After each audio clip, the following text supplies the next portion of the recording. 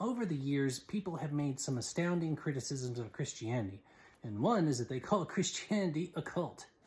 So there's someone who actually gives 6 defining signs of what cults are, and I'm going to show you how Christianity does not fit that bill. 6 signs someone is in a cult from a licensed therapist. Number 1, the leader is never questioned. So this depends on who is you define as the leader.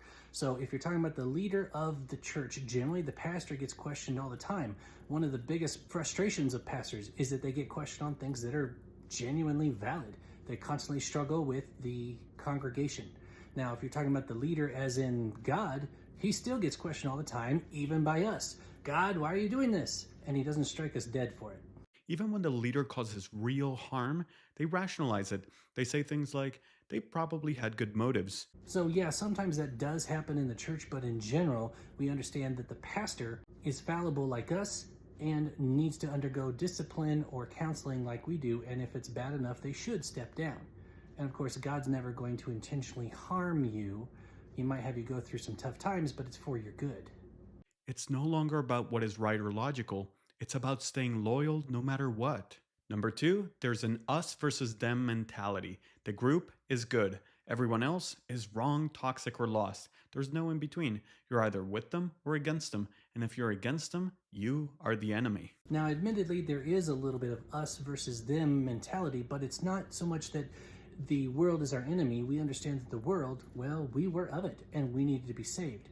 It's more us versus God. And through the blood of Christ, we now have peace with God, and we're offering that to others. So while there is conflict there, we're not saying to the world, you can't come in.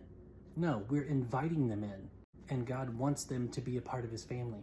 Number 3, confirmation bias runs deep. They only trust sources that reinforce what they already believe.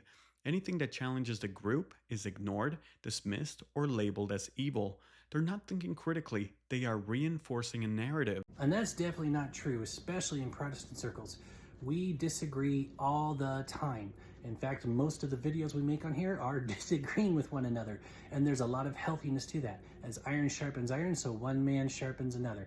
You know, the whole idea is we're going to rub off all the rough edges so that we all get sleeker and sharper in our knowledge and appreciation of who God is, and in our ability to disseminate that to everyone else.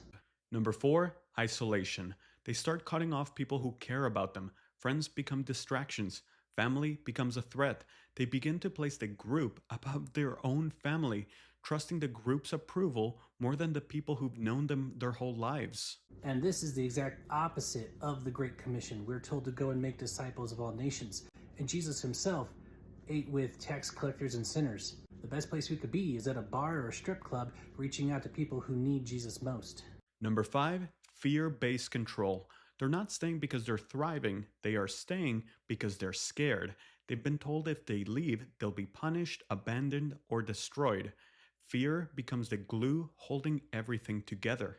Now, valid, yes, there have been many preachers who've tried to do doom and gloom, but they never succeed.